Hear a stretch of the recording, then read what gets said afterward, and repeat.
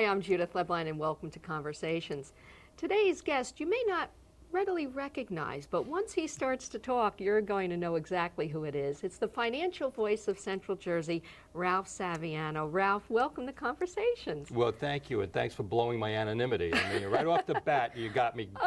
I'm exposed, as Well, they say. we should know that voice because you've been giving financial advice for over 20 years now on Central Jersey 1450. That's right. And boy, you've heard it all. About all. I mean, sometimes I think I'm a priest because I hear everything, except I don't want to hear confessions. That's why I don't want to hear that. But I think there's probably no question that hasn't been asked of me.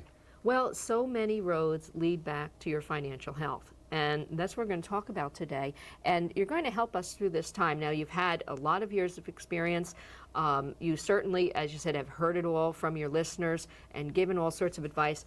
But can you remember such a troubled time for investment? You know, it really is kind of unique right now. We've had troubled times before, but I think what makes this unique is that we should have been prepared for this, and we weren't. You know, we've lived through 72 and 73. We lived through, you know, the early 90s. Did we get fat and lazy? Yeah, we did. And you know what happens? Listen, 72 to 93 to 2001. I mean, we don't learn. I mean, because of the rapidity of electronics and communications today, we're kind of narrowing those gaps as to when we should be prepared, and we're not. And we literally got caught unaware as to what was going to happen to us back in 2001, and it had nothing to do with 9/11, by the way, because we had one foot on the banana peel then. Before that, in the spring of 2001. 9/11 exacerbated and may have, you know, accelerated a little bit, but it really wasn't the prime cause. And in many instances, people blaming it on the September 11th attack on America has really not taught us any lessons to go forward. You know, if you use that as a crutch and say, well, we're back on track since September 11th, we better be looking so it doesn't happen to us again. And I think that's absolutely correct. And what also points out is that each person is an island unto themselves. You know, we just take John Donne and we'll turn him on his ear. No man is an island. We are islands, and we are financial islands, and we are financial islands for ourselves and for our families. And as a result of that, you better learn how to plan, folks. Well, you have to be a bit of a psychologist, Ralph, because, you know, everybody has their comfort level, and everybody has their experience level. And it seems to me that in cocktail table talk with friends, everybody knows people that are doing great, but it's not them. You know, all I can do is I can tell you my uncle, God rest his soul, was a great gambler. He used to go to a racetrack all the time. Never quite had a lot of money, but he always had winners. The problem was he never bet them. And my father used to go once a year to the racetrack with him, and he would always look over his shoulder.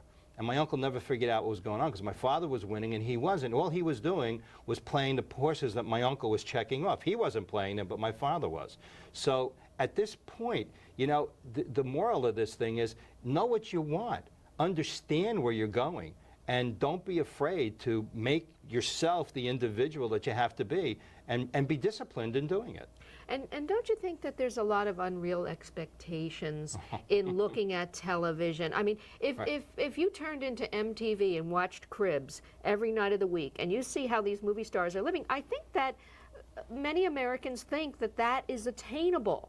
You know, we look at TV commercials and we see these houses with these humongous kitchens and state-of-the-art equipment, and you think, oh, gee, this is attainable. And an awful lot of people are walking around with unrealistic investment expectations. Oh, boy, you know, that's the bane of my existence. It really is. I had one lovely couple come in, lovely couple. They came in, and they had about $300,000. The guy was retiring, you know, he had $300,000. And to him, and I'm sure, and $300,000 is a lot of money, but to him it was all the money in the world. But the unreasonable expectation was, without dipping into the $300,000, and the guy was only like 66, without dipping into the $300,000, he thought he was going to get about $5,000 or $6,000 a month for the rest of his life. Boy, trying to explain to him that you can't do that, that you have to maybe cut back on something, either cut back on your expectation or increase the income. Maybe you have to go out and get a part-time job. Didn't work. Nice people, never did business with them. It broke my heart when they left because I was afraid that they were going to get to somebody who was going to make them the promise and never be able to deliver on that. You know, so true, because we look at the past generation. We see people that were able to work for 50 years for one company, get the gold watch, move to Florida, and live off of their investments. This is also a generation that had CDs in every bank that would give them 10% or a toaster. That's right. Okay? So we grew up with that experience, watching our parents or our grandparents in that. And so I think we all grew up saying, hey, I'm going to have that same nice retirement too. Right. Only finding out that the money doesn't go so far. So how do you do it, Ralph? You know, I know it's start early, but how in these troubled times do you balance your investment portfolio? How do you do it, and can you start it at any level? Yeah, let's start with the thing about starting, okay, because that's really important. I think most things that people do in life, they're tough. I mean, you know, you try to save money to buy your first house, you buy it, you can't really afford it. Okay, and then you buy your second house, you really can't afford that and you're stretching. The important thing is to start. Now, there used to be an old toothpaste commercial that claimed if you brush your teeth with this particular toothpaste, you'd have fewer cavities. Well, the fact of the matter is, if you brush your teeth, you'll have fewer cavities. So you've got to go through the process. You got to start. Now, if you're young, if you are, say, under 40, put that money away, particularly if they have a 401k plan at work.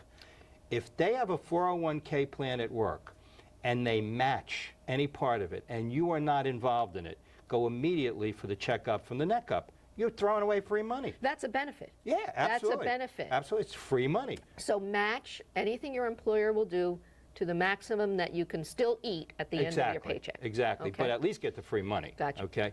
Now, if you are in that unfortunate group who are between like 40 and 55, where you still have the kids around, they're still either being educated or, God forbid, like us, we had 4 weddings in 1 year. My wife says I'm still whining about that, and I am, right? But That's a lot of hors d'oeuvres. There's a lot of weddings. But those are things that you have to, have money for. Yeah. And there's probably that period where the only thing that you're going to be able to do is to take advantage of the 401k or whatever you have at work. So at least you're planning for the time when you can no longer work that high-stress job. You are Yes. putting something away for the future, squirreling it away, and even if it's small increments, you're suggesting do it. Do it. Just do it. You'll, as the cumulative effect will take its effect. The best time of your life for savings is when the kids leave, they're gone. You look around and you say, why is it so quiet here, right? And the reason is they're gone. And also, you take a look at your bank account and you say, wait a minute, somebody just put $5,000 in my account that I didn't know about. But what you're doing is you're saving because you're not spending. Take that money and apply it towards your retirement. Sock it away. Maximize your 401k. Maximize your retirement plans. Do whatever you can, and at the same time, try to eliminate your debt. I'm hearing diversification here. I'm hearing a little bit here and there. Is there any rule of thumb with the amount of money or percentage you should have in the bank that you should have saved for retirement? Is there any sort of guideline for any of our viewers that are thinking about putting together a plan? I'm going to take a shot here, okay? The general statements are tough, all right?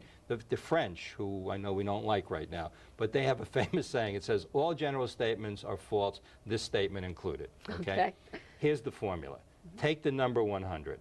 Subtract from it your current age. The answer is the percent that you should have in equities in the market in your portfolio. So if you're 50, 50-50. If you're 40, 60-40. Well, that's a great hint. It's a start. It's a guideline. It's a guideline, right? Okay. Exactly. Probably, then what you have to throw into the account is what's your risk tolerance? Some people, I come into my office, they're 75 years old, they want to shoot the moon. I say, you can't do that. Okay, you can't replace the capital.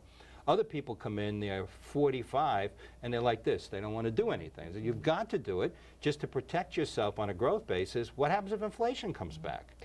Have you had any clients that have come in, and because, for example, bank interest rates You know, of course, I'm at the airport when my ship comes in. In the day when there was a 10% rate on a CD, I barely had toll money to go to work. You know, now I have some money to squirrel away, and CDs are almost worthless. And you mentioned CDs to a teenager, and I think you're talking about the latest music. You know, right. Me too. Because they're no longer a viable part of conversation. Right. There was a time in the 80s we went to a cocktail party. Everybody was talking about what rate they got, what bank they're at. But some people take this approach that, well, gee, I'm only getting 2% in the bank. Why save now? It's only 2%. It's as good as nothing. Watch the pennies, the dollars take care of themselves. I mean, do you still save in a bank? Yeah, I mean, I think the question is, you don't have to put it in the bank. I mean, yes, you have to save. Don't put it in the bank. And they're right. I mean, if you think about it, if you take a taxable return, which is what a CD rate is, and you're right, it's about 2% now. Let's be generous and say 3%, and say that you are in the between the state and the federal, your combined tax rate is 30%. So you're going to keep 70% of 3, which is 2.1%. Now, inflation, it's still around, so it eats into that on a spending power basis. If inflation is at 2%, guess what? You didn't make any money. So what do you do with your money? Okay, so now what you have to do is you have to look for alternatives, all right? And you have to be pretty selective and understand what it is that you want. Remember I said way back, you have to, you know, understand what you want and then apply that to what you have, and then keep saving in the meantime. There are several things around that you can do. Number one, there's some great annuity products that are out there right now. I mean, I know it's like, you know, I know your eyes glaze over and your hair hurts when we talk about some of these things. Oh, and they send you these books that are like the great novel. Right. And does anybody read those books? No, nobody reads. Nobody reads it. No, because they come to me and say, well, what does this mean? The answer? Yeah, what's the answer? Now, at least there you have a tax-deferred account.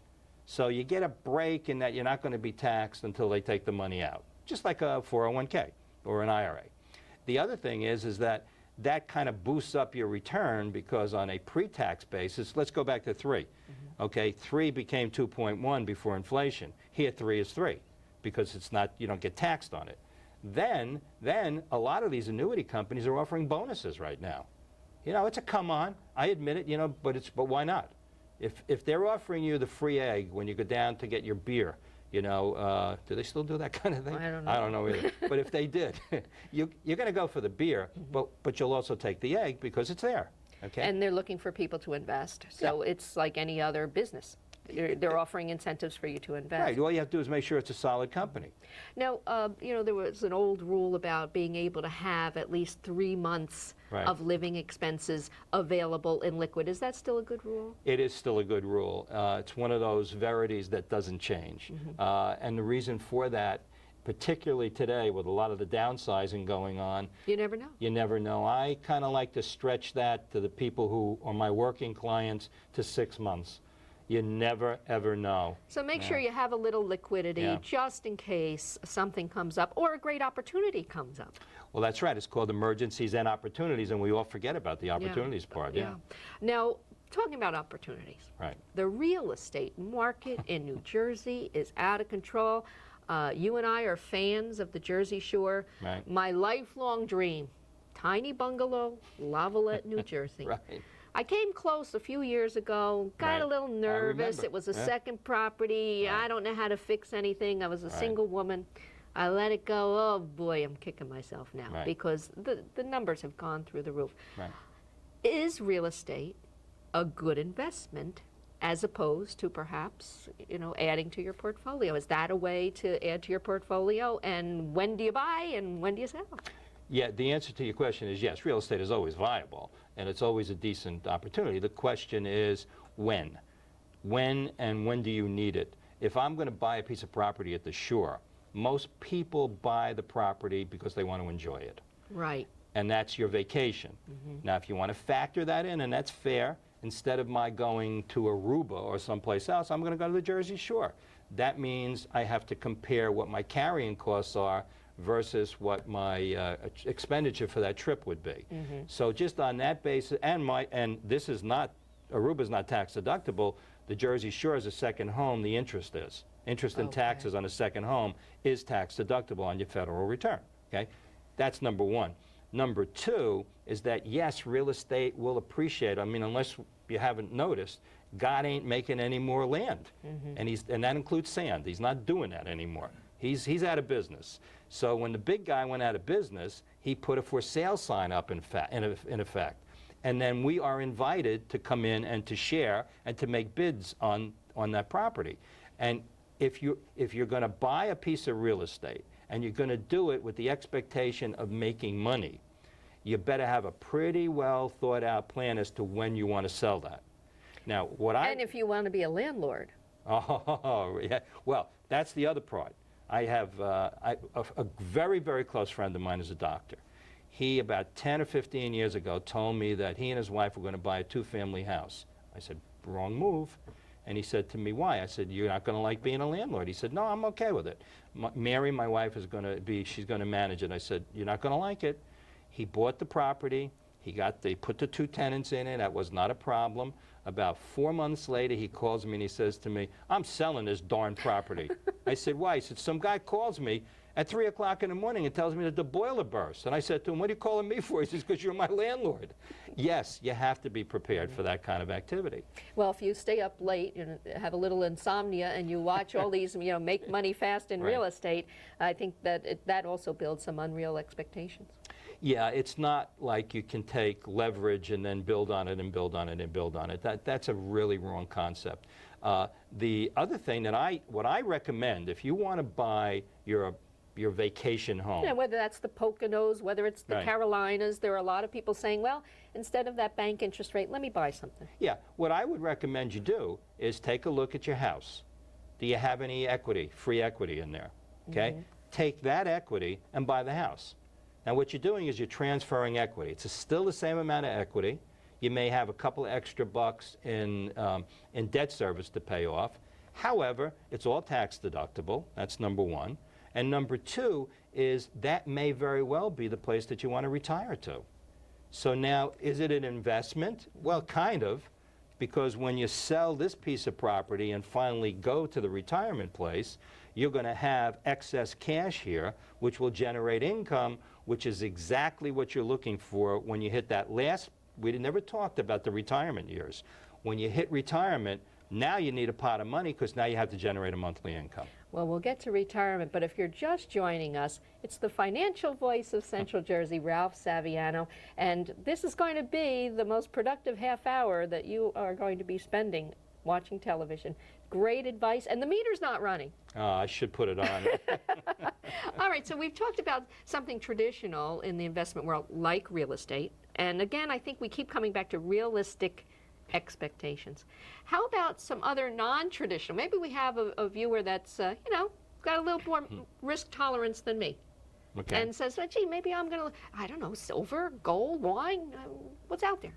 Okay, I'll go with the wine. I'm not so sure I'll go with the gold and the silver.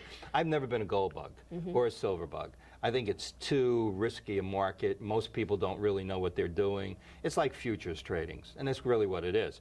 I mean, you don't know what lies down the road. I mean, this is for the professionals. There are people out there who'll tell you they can't miss and all that. You know what you do? When people say that to me, get up, I get up and I walk away. Now, if I were you, I'd get up and run away because these people can't, and nobody can guarantee you anything. Now, for most non-professionals, this is something that you really don't need to deal with. However, there are collectibles. Now, there are some people who are very interested in collectibles. Don't tell me about Beanie Babies. No, not Beanie Babies. Yes, I remember seeing some Beanie Babies. But, and that's anything. That could be wine, which is really collectible and futures. It could be sports memorabilia, big-time thing for the guys, big-time thing, including me. I will admit I got So it could be a hobby, and it could be investment if you're ever willing to sell. Well, that's the distinction. When I have a cousin who is a big time. He's very big as a sports collectible guy. I mean, it's his business, and that's what he says. He says the difference between me and a collector is I'll sell it and you won't. Yeah. So don't buy it and say, oh wow, I'm going to sell my Mickey Mantle, rookie card is now worth $10,000. It may be, but you're not going to sell it. and it has to have all kinds of conditions attached to it that make it that valuable. So understand that. But you know, one tip, and we keep coming across this on my show a lot. I usually have a collectibles expert on it from time to time. People are convinced that they have gold in the attic or the basement. Yeah. And you want to know, well, sometimes they do. It's the Antique Roadshow syndrome. Yeah, yeah. Everybody thinks they have the table that's worth millions of dollars. Yeah, I remember one particular case I had the sports memorabilia guy on, and some woman called in, and she had a baseball signed by Babe Ruth. Wow. Whoa is right. And when we got off the air, I said to him, I said, well, you know, does it have to be in, you know, doesn't have to be in prime condition. Now I'm showing off. Doesn't have to be in prime condition. He looked at me, said to me, it's Babe Ruth. It's a signature. Hey, even Babe Ruth wasn't in prime condition. Right. Let's talk about two other things that, you know, it's kind of as you travel through life, you become smarter and smarter, but sometimes you become smart too late. Right. Insurance. And I know that there are a lot of insurance products now that also double as investment venues. Talk to us a little bit about being insured. You're talking the difference between property and casualty, which Hurricane Charlie and Andrew, you know, 10 or 12 years ago showed us we have to insure our properties. Okay. Absolutely. And then there is the other kind, which is insurance, life insurance, disability insurance, long-term care insurance. As far as life insurance is concerned, Will Rogers, the great humorist, I think he put it best. He said, you don't believe in life insurance, you deserve to die just once without it. You know, go try it. Try it and come on back. You know, it's no trouble to you, but the people you leave behind. And that's the key. Yeah, the people. They're not going to put you in a coffee bar and put you, you know, underground in a little can. Yeah, well, I mean, maybe if they cremate you, but the thing is that everybody wants that little brass plaque, you know, in loving memory of, and you fill in the name. Well, they may not put in loving memory of if for some reason you left them in a big hole, and you could. I mean, when life insurance in particular, you have to get your value out of it. When you're young and you have heavy responsibilities, I think you really have to buy as much as you possibly can and do it as economically as you can. And while your health condition is at optimum level. Yes. Right. I mean, trying to buy life insurance as a 25-year-old man as opposed to a 50-year-old man, the availability is rather limited as your blood pressure goes up. It is, I tell you. And the other thing that happens here, I was been working with a situation, I mean, the nicest people in the world, loaded, worth a lot of money. You'd never know it. They're so nice. They really, and they happen to be local. And they inherited a lot of stock. The stock is worth a bloody fortune. They would like to do some charitable giving. They also have 5 children. Now, it's okay to go ahead and give away millions and millions of dollars, which is, you know, that's their right to do it. Kids might not like it. But the alternative to that is you draw up a life insurance trust and you fund it with an insurance policy equal to the amount of money that you're giving away. Therefore, the charities get the money, the couple gets the current tax deduction, and they spread it out over 6 years, which is very valuable, and the kids get the value of what was given away through the insurance when mom and dad are no longer around. Terrific, right? One problem, you got to be healthy. Yes. If you so you need to buy it when you're healthy. You got to buy it, and you got to do some planning while you actually have that health. So when you're investigating the idea of insurance, look at it not only as a payout upon your death, but look at it as an investment vehicle, because it can be today. Yeah, you can actually save. It can be a supplemental vehicle to savings. I wouldn't do it when I was young, as I said. I would buy term insurance, you know, because you need lots of it. But you should also have, they call it ordinary life, whole life, adjustable, whatever you want to call it. It means that you can save money in there. If you can do that, fine. If you can't and you need the pure death protection, that's okay too. In that regard, what you do is you buy as much term insurance as you can and then fund it outside by making extra contributions to your 401k plan or something like that. It's basically shifting the saving element out of the insurance into something else. And if you can get a tax deduction for it and matching, you know, it pays. You see how all of these things tie together? They sure do. Now, other than listening to your show, You and Your Money on Central Jersey 1450, every evening from 6 to 7. I'm there. Extremely valuable hour. As you're sitting in Central Jersey traffic, listen to Ralph, call up, free advice. In little time that we have left, how do you find a qualified person like yourself? what should you look for in looking for a financial advisor? Well, you call 866-862-3847. No, actually. That's 1-866-862-3847. One of the things that you do is ask for recommendations. You know people, okay? Ask around. Have you worked with someone? Are you happy? I mean, maybe you've worked with somebody and you're not happy, okay? That's as valuable advice, by the way, as whether they are happy. Why weren't you happy? What was the problem? Then listen to people who are available, people who are public, people who are out there saying, I do this, I am an expert, I am in the community, I am doing this. And then find out, call them and find, you know, nobody does this. Nobody, even I don't even get it, okay? And I keep waiting for people to say, okay, give me the names of 5 people that you've worked with, or 10 people that you've worked with. Now look, we're not going to give you the names of people who hate our guts, okay? I mean, you know, hopefully... But at least you have a list. At least I have a list. I'm serious. You get called cold on the phone all the time about people want to sell you something. Yeah, right, exactly. So if you want to call me, if you see that my name, for example, or any planner's name, and you want to ask for references, say, who have you worked with? And if the guy, and make sure they're people like you. I mean, you don't want to deal with somebody who's not used to dealing with people who have your problems. Okay. So try to find somebody with similar clientele, and word of mouth is the best. Now, your advice is fabulous. You've been on CNN, you've been on New Jersey Network, you're here with us at Conversations. You're Central Jersey's financial voice, but you're also Josh's dad. And before we leave, you know, the Wonder Years television show we all grew up with, your son Josh. Right. How is he? What's he doing? Tell us a little bit, real quick. Well, okay, he's a lawyer. He's an attorney. He lives and practices in New York City. Can I give the name of the That firm? awkward teenage boy from the Wonder Years is an attorney. I'm feeling old. I got to watch what I say, right? And his wife is an attorney. My daughter-in-law is an attorney as well. You can give the firm. Sure. Okay, well, my daughter-in-law is like the #2 or #3 attorney at Estee Lauder, and Josh is with Morrison, Cohen, Singer, and Weinstein in New York City.